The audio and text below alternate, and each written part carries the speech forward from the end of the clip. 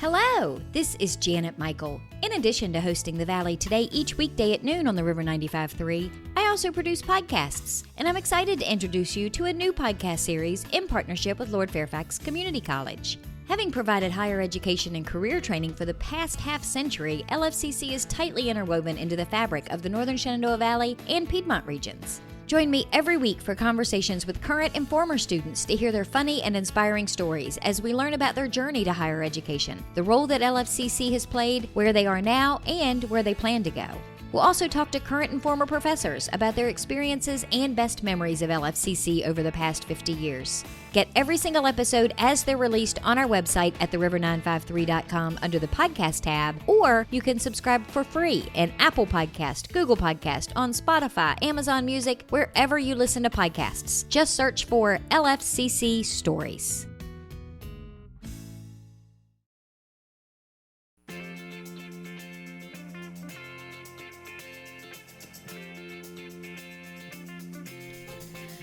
Hello and welcome to The Valley Today. I am your host, Janet Michael. We are live in the studio. Yes, we are. Lieutenant Warren Gosnell, Frederick County Sheriff's Office, is here with me for Traffic Safety Thursday, Public Safety Thursday. Just overall safety. It's an actual Thursday. Normally, I'm saying happy Thursday as you're listening to the show today because I have recorded it on a Friday or a Monday or a week and a half in advance. But we are sitting here live in the studio staring at each other. Right. We can say it's 12:08. Yes. And it's 75 degrees in Front Royal, whereas some of these stations you'll get, it's 8 past the hour. We hope the weather is good wherever you're listening. So, yes, we're live and we're local. And my first foray out of the house since becoming fully vaccinated at 9:12 a.m. yesterday. And the real that yesterday. was your 2-week period? Yeah, that was my 2-week period was up at 9:12 a.m. yesterday. We are mask-free in the studio. So how are you doing? Because you come rolling up in a parking lot in a personal vehicle. I wasn't sure it was even you. You double take, too. Tim, she took a double take. I'm just saying. I think it was the truck, not the driver. It was the truck, I think. But, you know. Yeah, well, you pointed out to me that you still had your badge and you still had your gun. So I still have to treat you with a modicum of respect. That and a little bit of the vacation facial hair that I normally grow when I'm on vacation, but I did go away for a couple days to play golf, so I hit the razor in a couple places and let it go in a couple others. Tim does that same concept when it's hunting season because they're required to keep a clean-shaven face at Dodson, and so he'll kind of push it that Thursday and Friday before he knows he's going to the cabin for a long weekend for hunting season. Yeah, I can't do the full facial thing though. No, just the little bit here on the chin and under the nose. The rest of the face has to be smooth because I couldn't grow a beard if you were challenging me and giving me $1 million. So, how are you been? What are we talking about today? Janet, this morning we did our Click It or Ticket safety checkpoint in Frederick County. Mm-hmm. Click It or Ticket is now underway nationwide, going now through the first Sunday of June, which I think is June 6th? Yeah, you're right. I'm sorry. Because Memorial Day Monday now is actually the last day of May. So these ongoing events and activities that all law enforcement agencies are partaking in. Just a reminder to everybody, buckle up. And if you have kids, make sure they're buckled up. I know as the little ones start getting older, they're able to undo. They see the bright red button. What's this do? And they hit it and everything springs out. And it's like, I'm free. But it's still your responsibility as the driver, whether you're the parent or not. If you're the driver of these young folks, it's your responsibility and really your responsibility for anybody in the vehicle. But I think we all agree, once someone gets to be that 16, 17, and obviously 18 and over, they can make their own decisions. Still going to be a tragic situation if anything were to unfortunately happen and someone's not belted. But we'll address those individuals on their own. But if you're a parent, guardian, or anyone giving a ride to someone under the age of 18 in Virginia, you can be stopped. That is a primary cause for a traffic stop, and you can be the one cited even if they're not your children. Well, that was going to be my question. So say I am driving and I have a friend of mine in the car who's in their 30s and they're not wearing a seatbelt. Who gets a ticket in that situation? Well, you're going to get a ticket because we had to have a reason to stop you because we cannot stop you for having an adult unbuckled in your vehicle. So for whatever we stopped you for, I was probably speeding, because we had that conversation before we went on the air. I was probably speeding. Probably, no, but not by much. Or in the left lane when I was supposed to be in the right lane. Those are my two big things. And see, that's the whole thing with a secondary offense, and we're not talking just seatbelts. The legislature has made certain changes to traffic safety code in an attempt for what they want to label as police reform. And that's all well and good. They're trying to watch pretextual stops that they believe may be taking place in more urban areas, higher densely populated areas, high drug problem areas, whatever the case may be. For reasons other than true traffic safety in some cases. Someone is using it because they want to talk to that driver. They want to get a sniff of the car, whatever the case may be. Does that happen? Can it happen? Yes. Was it still a violation at the time? Yes. So there was absolutely nothing wrong with the stop. But now the legislature has come along and said, okay, let's say registration, for example. Instead of it now being your tags still expire on the last day of the month in Virginia of that month and year. So if you've got a sticker that says April on one side and 2021 on the other, your tags are now expired. Well, and in the case right now, we're sitting here on the 27th of May. You've got until Monday to get your tags for updated before they're done. The end of the day on Monday, the holiday. Correct. And now even with DMV having the situation they've had since the beginning of the pandemic, you've always been able to renew your registration in Virginia online. Yep. So unless you don't have internet, you don't have a credit card, something, those excuses, they kind of dwindle. But what we're talking about is you had April 2021, you didn't renew it, so now it's May 27th. Your tags are expired.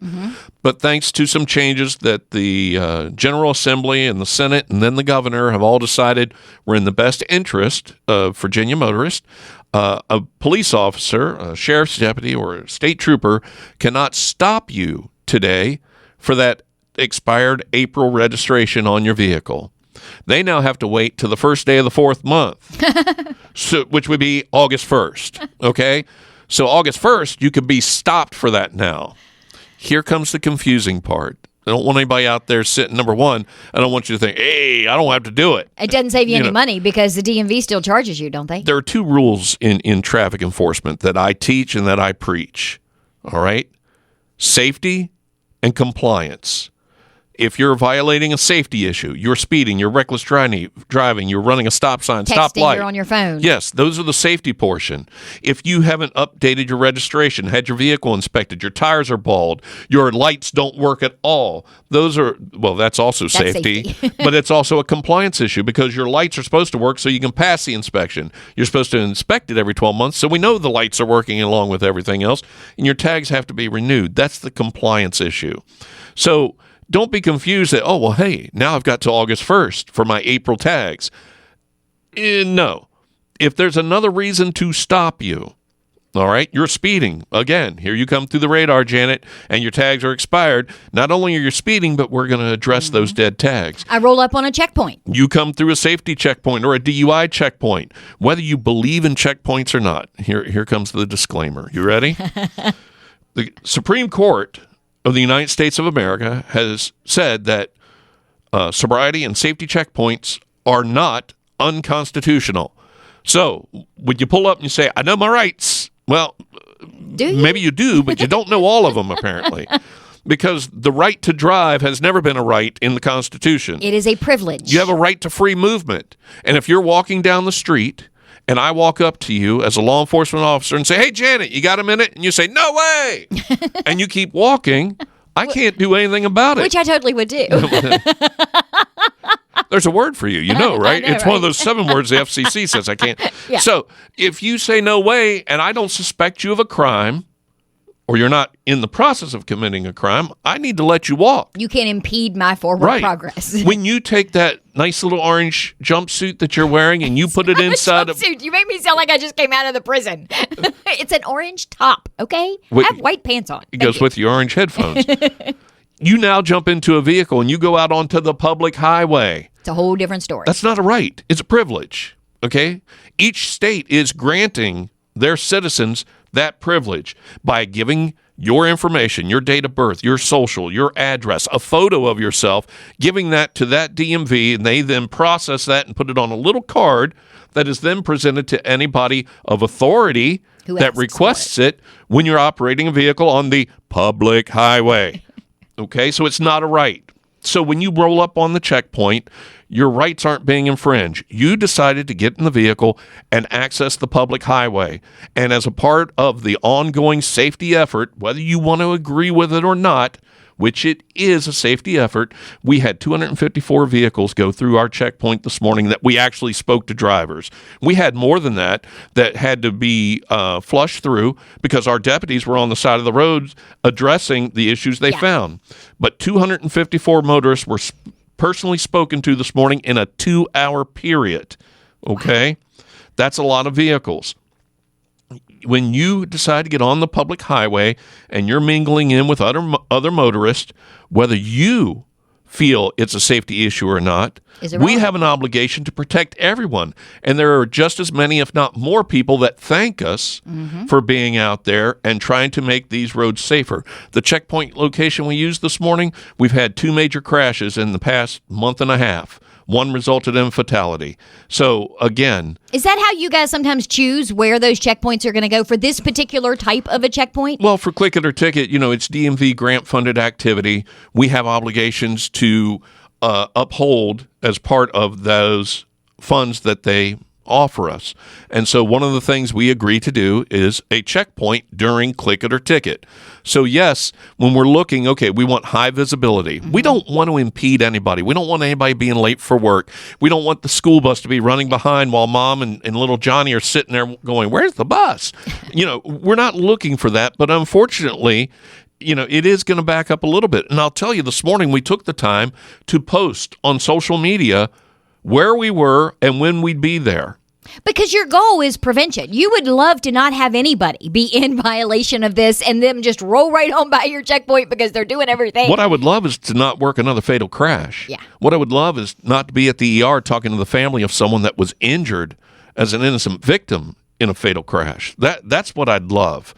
And I think that's where some of the short-sightedness, for lack of a better term, of some folks that think, well, it's just a money grab, or, you're just doing it to get your picture in the paper or promote something that you get they a bonus. may. Yeah, you get a bonus whenever you. I know how you feel about that whole concept. Which is why I say that right before we're going to break. If I got a bonus for summonses that I wrote, I would have retired 10 years ago when I really was, active in the writing phase. But yeah, it's a matter of traffic safety for everyone, and even if you believe it's an inconvenience, because this morning, when we got to a point to where someone was having to wait more than 210, 220, we flushed the pattern because we were trying to keep the wait at 2 minutes. Because at a busy enough intersection, I think the longest anybody would have to wait on a morning commute, especially if you're going to Northern Virginia, would be about 1.5 to 2 minutes, no longer than sitting at a light on a busy day. But we can talk more about it if we have to take the break.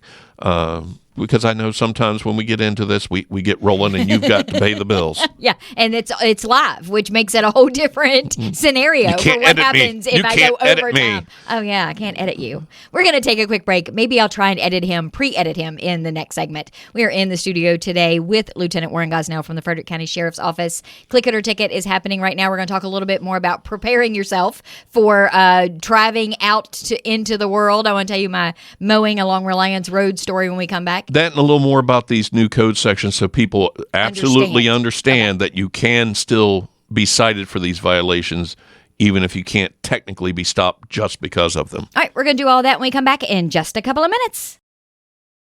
Got a financial decision to make or a goal to reach but you don't know where to start? You've come to the right place. Introducing Quick Money Chats with the Northern Shenandoah Valley Financial Education Program. Visit tinyurl.com/quickmoneychat to schedule a virtual chat with a staff member or trained volunteer. We won't tell you what to do, but we will give you the tools you need to choose wisely. And because Virginia Cooperative Extension is part of Virginia Tech and Virginia State, your land-grant universities, you can be sure that our information is credible and trustworthy. And you'll know that we aren't trying to sell you something. Maybe you want to improve your credit score, or reduce your banking overdraft fees, or even figure out if you can afford to buy that car. Sorting through tons of information on the internet can be overwhelming, and sometimes it can be hard to know who to trust. Schedule a quick money chat and get the information you need to take action. Go to tinyurl.com/quickmoneychat and get financial education personalized for you.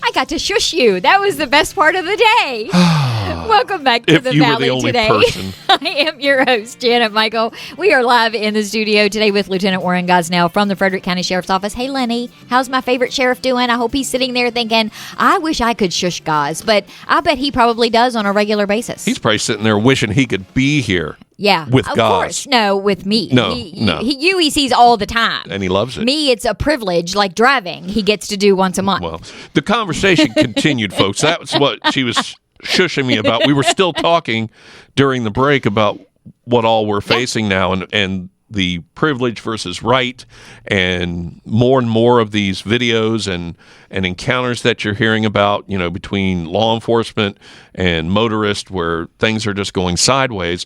And that's why I want to make sure that we're relaying accurate information. I know this goes out on the web and the podcast and all that, but for everything I'm talking about is based on Virginia code. Mm-hmm. So the things I'm talking about are based on Virginia law.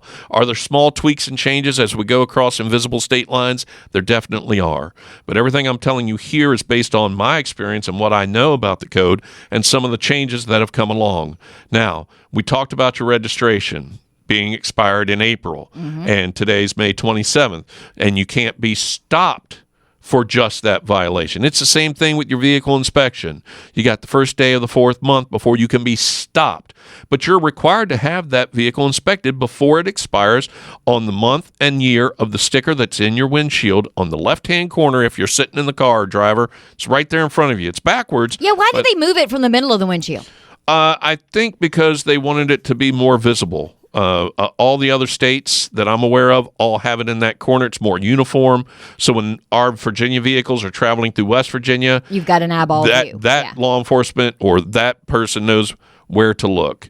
And let me throw you another curveball about inspections. What is the rule or the law about driving with a rejected sticker?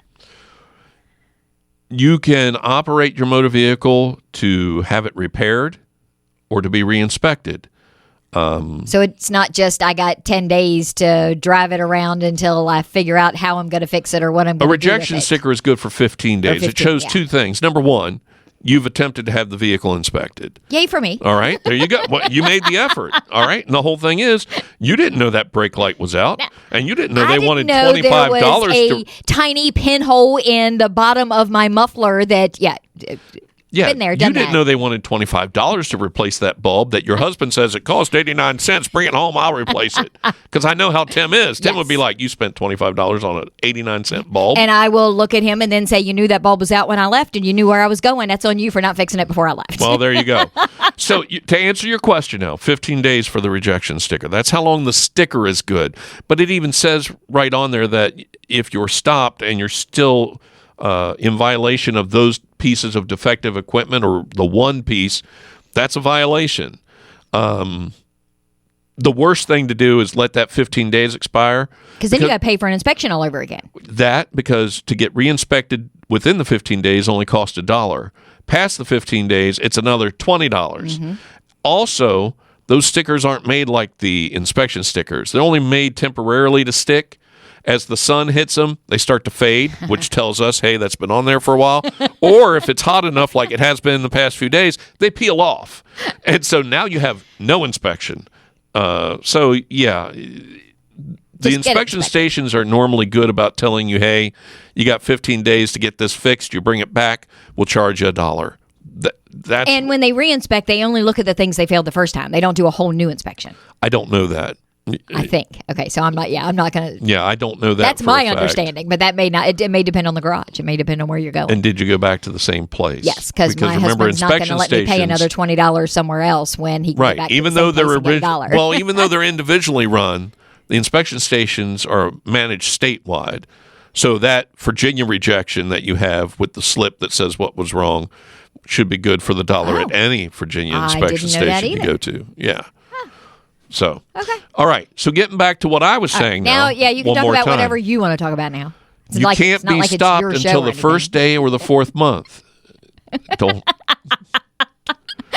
But again, if you're stopped for something else or you come through a checkpoint, you're going to be hit for that violation most likely, especially if you're into the second, third month. Second week, third week, first month maybe, yeah, it might be a warning. Here, get this taken care of. You get into that second month, that third month, now it's like, okay. And if you're past that, well, now you can be stopped for it just like you always could be. Yeah. And we saw quite a few this morning coming through with November and October of 2020 inspections. We had 14 inspection violations come through the line this morning. So I don't, and pandemic doesn't matter, folks. Inspection stations didn't shut down. They're not a part of the DMV. Yeah. There was no extension like there were on Just tags. because you weren't driving your car didn't mean you didn't have to get it inspected. Well, if you never left your house, I mean, I could understand that. If you were one of those people that, hey, I hunkered down and I Yeah, but you're not now if you're coming Yeah. through a checkpoint with a dead inspection. and no masks, it's like, well, I haven't been out because of the pandemic, and you don't. Yeah. You don't have to wear a mask while you're driving, especially by yourself. I know that drives some people crazy, and I have seen a few motorists, but I say to each his own. Yeah. I don't let anybody smoke in my truck, and I don't smoke at all. So if you wear or not wear a mask in your car by yourself, that's on you, because you could be a smoker, but you're like, I don't smoke in my car. And I'm like, why? Well, I don't want the smell in there. But yeah, I know. Okay. The logic sometimes doesn't always follow a straight line. Absolutely. But I like that you were saying in the first segment about how you flush them through after about 2 minutes, because you don't want people sitting there for 15 or 20 minutes either. The whole reason we sent the post this morning, and we had people on the post going, why are you warning people? And I only responded to the one. My reasoning was, we're looking to educate and promote safety here. I'm hoping if they know we're there, they're already going to be buckled up. They're going to be off their cell phones, even if it's just for those few minutes, get their attention and see how easy that was. You actually did survive driving without checking your Snapchat this morning. You actually did make it to work safely and comfortably wearing that nagging seatbelt across your chest and clipped at your hip. I mean, look at that. Can we just go back because how amazed I am that you actually know about Snapchat? That's pretty impressive. I have a Snapchat. Oh no, I'm on social media. You know this. Come on now. Well, but let me tell you. So this is what I was telling you before we went on the air, and I mentioned before we went to the break a minute ago. We were going to talk about it when we came back. I left the house this morning. First time out of the house, being fully vaccinated. I'm trucking down Reliance Road. Get halfway down Reliance and see the big orange signs mowing next 4 miles, and I'm like, crap. And all I hear in my head for the rest of the way to the end of Reliance is your voice saying, well, Janet, if you leave your house and give yourself enough time, it doesn't matter if you get stuck behind a school bus or if you get stuck behind a slow driver. You're still going to get to where you're going if you just leave yourself enough time. I didn't see any, but the mowing was on the other side, so it didn't affect me at all. But it's, you were glad you left early. I was glad I left early. Because you're like, about the time you got stuck behind that bush hog, you're like, on a live show day. The one day a month I do a live show, and I'm thinking, I'm going to get stuck behind this bush hog, and Gaz is going to say, hey, I told you, you should just give yourself enough time. You don't need to be in my head before I get here. Well, there you go. We said the first half. Why are most of us in traffic enforcement doing it? It's for safety and compliance, and that's what I teach. It's what I preach. Well, what I give to the motorist is safety over convenience. All right? I want you to do it the safer way, not the more convenient way, not the faster way. If you know that your job is 14.6 miles from your home and that it normally takes you 18 minutes in the morning, give or take a light or two. With no issues, yeah. Okay? Then start leaving at 22 minutes, 25 minutes, and spend that extra few minutes in the parking lot at your work. And everybody's like, well, I don't want to go to work any earlier than I need. Well, don't walk in the daggone door, but you can sit in the parking lot. And you know what you can do now? Those texts and those Snapchats you were going to send while you were driving, you can sit there and send them. Take your happy pictures all you want. Smile, it's a sunny day. Hope you have a good one. All the little stickers and stuff. I can tell you. I was going to do a little video out here in the truck, and you said, come on, I'll walk you in. We're going inside. Because that's why I was here early. And I gladly came in, and we sat out here with Kathy, and we chatted about things and debated about things, and here we are now, because it's that simple, all right? Safety and compliance is what we are looking for, and what we're asking you to consider is safety over convenience. That's it. See, and we did a whole show on safety over convenience several months ago, which people can listen to on the podcast. Well, and I'm going to keep preaching it because, Janet, we're seeing an uptick. I don't know the numbers for Warren County, Shenandoah, and Clark. Those are our surrounding counties that, we all consider ourselves a little group. We're not affiliated in any official capacity. But you're those are the surrounding ones, county, so it right, makes sense. Those are the ones I try to pull data from, along with Winchester on occasion, to see what the trends and patterns are. And I haven't checked recently, but I can tell you in Frederick County, we're seeing an upward trend in serious injury crashes. We're seeing an uptrend in daytime DUIs and DUID arrests and or crashes. And at first I thought it was due to what's going on with the COVID situation and such. And, you hear some of these things, you read some of these things, and I'll tell you right now, I'm not putting anybody down. I know right now I'm on a form of media. I'm on the radio with you, and we're going to be on the internet later when you post this to the internet. And so I'm not singling out any source of media or any particular source. But I've read things in newspapers, online. I've heard things, and I know them to not be 100% factual.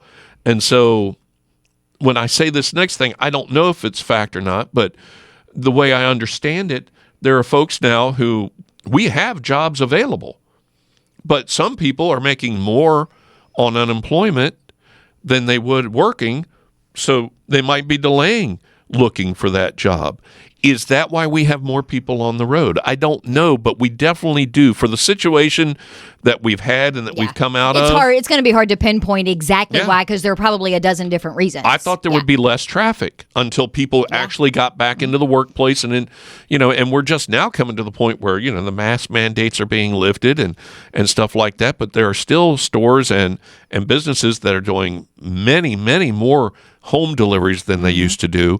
But yet I'm still seeing more people on the road, and with that, the crashes, the reckless driving, the speeding. I want to say hey to my team. They're out there today continuing with the click it or ticket activities and the speed enforcement. They were out on Route 37, and one of the vehicles they got today, just before I got here, 101 miles per hour. All right? 101, and this isn't a faulty reading. This isn't, a radar or it could have been another car. This is by LiDAR. This is a laser speed detection device that is vehicle specific and is tested before we start and after we end to make sure it was functioning properly. And we had a person triple digits in a 65 mile an hour zone on a Thursday. It would have been morning at that point because it was before 12 o'clock. Wow. This is what we're dealing with. And when people want to say, hey, you're only trying to make your quota, you're only trying to make money for the agency, you're only trying to make money for the state. No, folks, I don't want that 101 mile an hour driver to be the next fatality that we're going to and working. I don't want to be going to their house to tell their family that they're not coming back.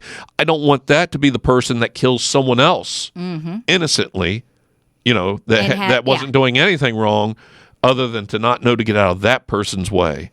So I can't say it enough. People are going to believe what they want to believe.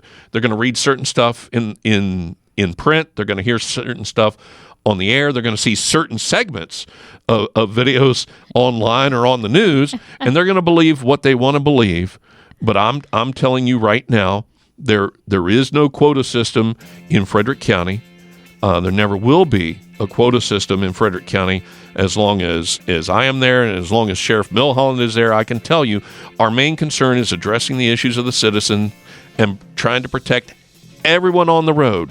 If you don't care about your own safety and you want to get on a motorcycle or in a hot rod and go 100 miles an hour, that's on you. But when you do it on the public highway, we have an obligation to protect everyone.